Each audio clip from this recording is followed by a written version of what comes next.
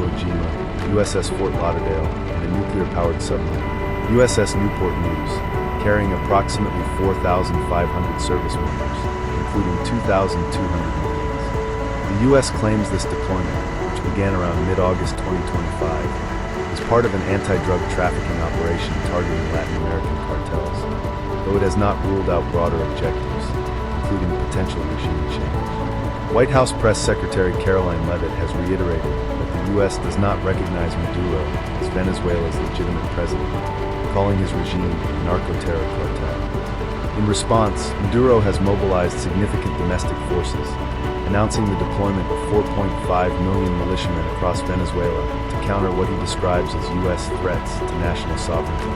Venezuela has also deployed 15,000 troops to its border with Colombia to combat alleged drug trafficking, alongside warships and drones to patrol its Caribbean coast. Maduro has accused the U.S. of orchestrating a regime change operation and has sought international support, notably from China, which has condemned U.S. actions as violations of Venezuela's sovereignty. The U.S. has further accused Maduro's regime of destabilizing the region, exacerbating migration crises, and providing support to groups like Hezbollah, claims Venezuela denies. The U.S. has maintained sanctions on Venezuela, with recent discussions about leveraging these for concessions on migration and democratic reforms, though no significant progress has been made. A failed negotiation attempt earlier in 2025 to swap Venezuelan migrants detained in El Salvador for American prisoners and Venezuelan political prisoners highlighted diplomatic missteps within the U.S. administration. On the ground, Maduro has rallied civilian militias, with thousands registering in Caracas to bolster national defense, while Venezuela's government insists it is effectively combating drug trafficking, claiming to have seized 53 tons of drugs in 2025. Analysts and some Venezuelans view the U.S. military buildup as posturing rather than an imminent invasion, but the situation remains volatile, with no clear resolution in sight. The lack of formal diplomatic relations since 2019 and ongoing U.S. sanctions, particularly on Venezuela's oil sector, continue to strain bilateral ties. China-Venezuela relations have deepened significantly in 2025, driven by mutual strategic interests amid escalating U.S.-Venezuela tensions. The relationship, elevated to an all-weather strategic partnership in 2023, spans economic, technological, and diplomatic cooperation. Venezuelan President Nicolas Maduro has actively highlighted this alliance, notably showcasing a Huawei phone gifted by Chinese President Xi Jinping as a symbol of their close ties. China has provided Venezuela with substantial economic support, including over $60 billion in loans since the early 2000s, primarily for oil and infrastructure projects, though mismanagement has limited their success. In response to U.S. military deployments in the Caribbean and a $50 million bounty on Maduro, China has condemned U.S. actions as violations of Venezuela's sovereignty, advocating for a multipolar world order. Venezuelan Foreign Minister Yvonne Gill thanked China for its unshakable friendship in opposing U.S. interference. Economically, China is Venezuela's largest creditor and a key oil importer, though it has shifted from large-scale loans to targeted investments, such as special economic zones, to mitigate risks from Venezuela's economic instability. Diplomatically, Venezuela supports China's positions on Taiwan, Hong Kong, and the South China Sea, while China backs Maduro's regime, including endorsing his controversial 2024 election victory. Analysts suggest China's support aims to secure its investments and counter U.S. influence, though Beijing is cautious about direct military involvement to avoid confrontation. Over 600 bilateral agreements are planned for 2025, focusing on science, technology, and agriculture, signaling continued deepening of ties. However, China's pragmatic approach suggests it could adapt to a potential opposition government if Maduro's regime falters. The U.S. has deployed a significant naval force to the southern Caribbean, near Venezuela, as part of an operation described as targeting Latin American drug cartels, particularly the Venezuela-based Cartel of the Suns, which the U.S. accuses President Nicolas Maduro of leading. Here's a detailed breakdown of the U.S. naval assets and the status of potential ground troop deployment based on available information up to August 29, 2025. U.S. naval assets deployed. The U.S. naval deployment includes a robust task force, one of the largest in the region in decades, with the following ships and assets: Arleigh Burke-class guided missile destroyers, USS Gravely, USS Jason Dunham, and USS Sampson. These Aegis-class destroyers are equipped with advanced air defense, ballistic missile defense, and anti-submarine warfare systems. They carry Tomahawk cruise missiles for long-range strikes, standard missiles for air defense, and rocket-assisted torpedoes for anti-submarine operations. These ships left their respective bases, Newport for Gravely and Dunham, near the Panama Canal for Sampson, and were reported to be arriving off Venezuela's coast around August 19th to 20th, 2025. These destroyers are designed for multi-domain warfare, capable of countering threats from air, land, sea, and underwater, making them versatile for both surveillance and potential strike operations. Amphibious Ready Group, ARG USS Iwo Jima, LHD, 7 a Wasp-class amphibious assault ship, serving as the flagship of the Iwo Jima ARG. It carries helicopters, tiltrotor aircraft, and landing craft, enabling rapid deployment of Marines for amphibious operations. USS San Antonio, LPD-17, and USS Fort Lauderdale, LPD-28 San Antonio-class amphibious transport dock ships, designed to transport and deploy Marines, vehicles, and equipment via landing craft or helicopters. These ships carry approximately 4,000 to 4,500 personnel, including the 22nd Marine Expeditionary Unit, ME, with around 2,200 Marines trained for rapid crisis response, including amphibious landings, raids, and humanitarian missions. The ARG departed Naval Station Norfolk on August 14, 2025, but its deployment was briefly interrupted by Hurricane Aaron, forcing a temporary return to Norfolk before resuming operations. Additional naval assets: USS Lake Erie, a Ticonderoga-class guided missile cruiser, reported to be joining the task force by early September 2025. It enhances the group's air defense and strike capabilities with its Aegis combat system and missile launchers. USS Newport News, a Los Angeles-class nuclear-powered fast attack submarine, adding covert surveillance and strike capabilities.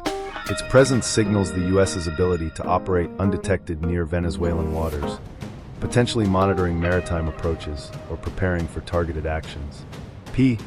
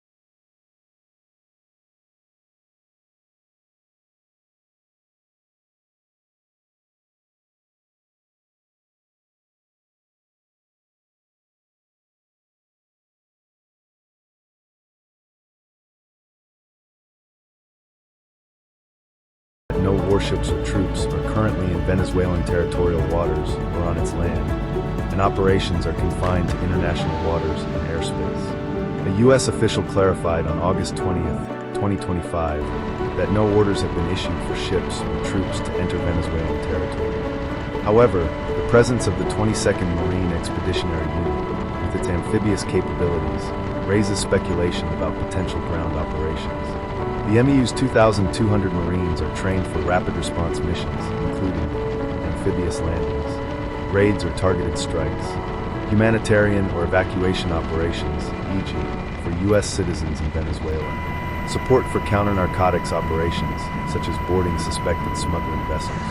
The amphibious ships, USS Iwo Jima and San Antonio and Fort Lauderdale, are equipped to deploy Marines ashore via landing craft or helicopters, but no reports confirm such actions. Critics, including former U.S. diplomats, argue the force is insufficient for a full-scale invasion of Venezuela, a country of 30 million with a motivated military, but could support smaller-scale operations, such as extracting high-value targets or conducting limited strikes.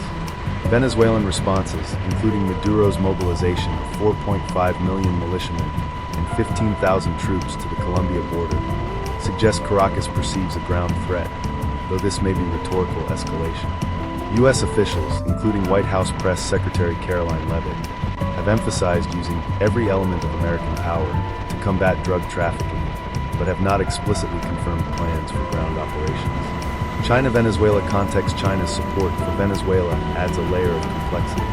Beijing has condemned the U.S. naval buildup as a violation of Venezuelan sovereignty and a threat to regional peace, aligning with Maduro's narrative of resisting a declining empire. China's economic stakes, over $60 billion in loans and investments, and its strategic interest in countering U.S. influence make it a vocal supporter of Maduro, though it avoids direct military involvement to prevent escalation. This dynamic suggests the U.S. deployment is partly a signal to China and other Maduro allies, e.g., Russia, Iran, that Washington retains significant leverage in the region. Critical analysis: the deployment's scale and composition, destroyers, amphibious ships, a submarine, and surveillance aircraft exceed typical counter-narcotics operations, fueling skepticism about its true intent. Critics argue it's more about regime change posturing than drug interdiction, given the lack of evidence linking Venezuela to fentanyl production.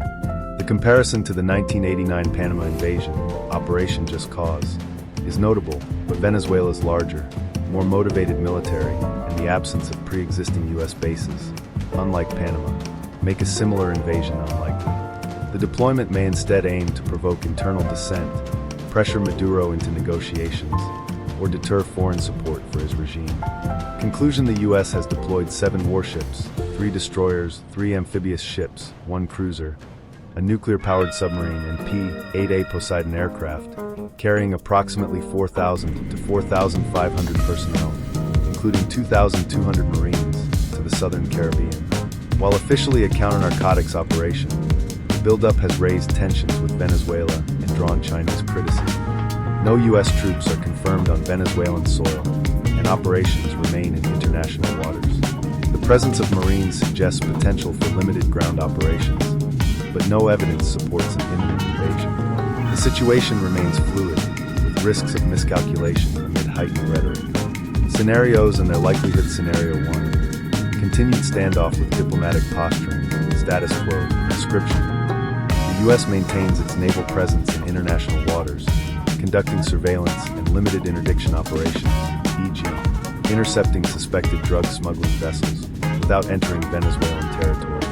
Venezuela keeps its militia and troops mobilized, with Maduro leveraging anti-U.S. rhetoric to rally domestic support. China and other allies, Russia, Iran, provide diplomatic and economic backing, but avoid direct military involvement. Tensions remain high but do not escalate to direct conflict, with both sides engaging in propaganda and posturing. Drivers: U.S. avoids escalation to focus on domestic priorities, e.g. 2026 midterms and regional stability. Maduro uses the U.S. threat to consolidate power, especially after the contested 2024 election. China's condemnation of U.S. actions reinforces Venezuela's position without risking direct confrontation. Historical precedent: similar U.S. naval deployments in 2019 to 2020 for counter-narcotics operations did not lead to invasion. Indicators: U.S. ships remain in international waters, focusing on drug interdiction. Maduro continues militia mobilization and anti-U.S. rhetoric without provocative military action. UN or regional bodies, e.g. OAS, issue statements urging de-escalation. Likelihood, 60% this is the most probable outcome, as both sides have incentives to avoid direct conflict.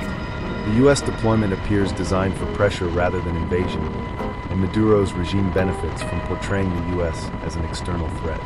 China's diplomatic support further stabilizes the standoff. The lack of U.S. ground troop deployment and the scale of Venezuela's military, 150,000 active personnel for 0.5 million militia, make escalation risky. Scenario 2. Limited U.S. military action.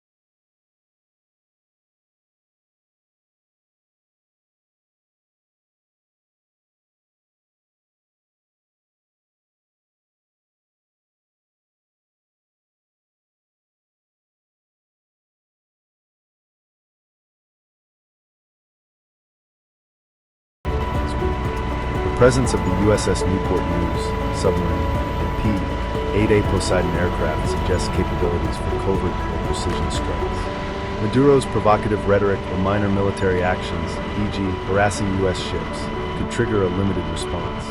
Indicators: increased U.S. intelligence activity, such as P-8A flights near Venezuelan airspace. Public U.S. statements emphasizing Maduro's role in drug trafficking and terrorism. Venezuelan reports of U.S. drone incursions or small-scale engagements. Likelihood: 25% this scenario is plausible given the U.S.'s advanced capabilities, e.g., destroyers with Tomahawk missiles, marine rapid response units, and stated goal of targeting the cartel of the sun. However, the risks of escalation, international backlash, especially from China, and lack of clear evidence tying Maduro to fentanyl reduce its likelihood. A limited strike could also fail to achieve regime change, complicating U.S. objectives. Scenario 3. Full-scale U.S. military intervention invasion description. The U.S. launches a large-scale military operation, deploying the 22nd MU and additional forces to invade Venezuela, aiming for regime change or to capture Maduro. This could involve amphibious landings, airstrikes on Venezuelan military targets, and ground operations to secure key areas, e.g. Caracas oil facilities. Venezuela responds with its military and militia, leading to significant conflict. China, Russia, and Iran provide material support to Maduro, potentially escalating the conflict into a broader regional or proxy war. Drivers: U.S. Perception of Maduro as a direct threat to regional security or U.S. interests, e.g. migration, drug trafficking, or alliances with U.S. adversaries. Political pressure within the U.S. to resolve the Venezuela crisis decisively, especially under the Trump administration's maximum pressure policy. A trigger event, such as a Venezuelan attack on U.S. assets or a major domestic crisis in Venezuela, e.g., mass protests or economic collapse. Indicators: additional U.S. troop deployments beyond the current 4,000 to 4,500 personnel, possibly involving Army or National Guard units. U.S. rhetoric shifting from counter-narcotics to explicit regime change goals. Pre-positioning of additional naval or air assets, such as aircraft carriers or B-52 bombers. Likelihood: 10% this scenario is unlikely due to significant risks and costs. Venezuela's military, while underfunded, is sizable, 150,000 active personnel, millions in militia, and its terrain, urban centers, jungles, complicates invasion. The 1989 Panama invasion required 27,000 troops for a smaller, less resistant target. Venezuela would require far more resources. China's economic leverage and potential Russian/Iranian support further deter invasion. Domestic U.S. opposition to another costly war and the lack of regional support, e.g., from Colombia or Brazil, also reduce this scenario's feasibility. Scenario 4. Negotiated de-escalation or diplomatic breakthrough description. U.S. and Venezuela, possibly through intermediaries, e.g. Mexico, Norway, or the UN, engage in back-channel negotiations to reduce tensions. The U.S. might offer to scale back its naval presence or ease sanctions in exchange for Venezuelan concessions, such as releasing political prisoners, allowing humanitarian aid, or holding new elections. China could play a mediating role to protect its investments. Tensions cool, and the U.S. withdraw some forces, though underlying issues, e.g. Maduro's legitimacy, persist. Drivers, U.S. Recognition that military escalation is unlikely to achieve regime change without high costs. Maduro's need to stabilize Venezuela's economy, heavily reliant on oil exports and Chinese support. Regional pressure from Latin American countries, e.g. Brazil, Colombia, to avoid conflict that could exacerbate migration or instability. China's interest in maintaining Venezuela as a stable partner for oil and investments.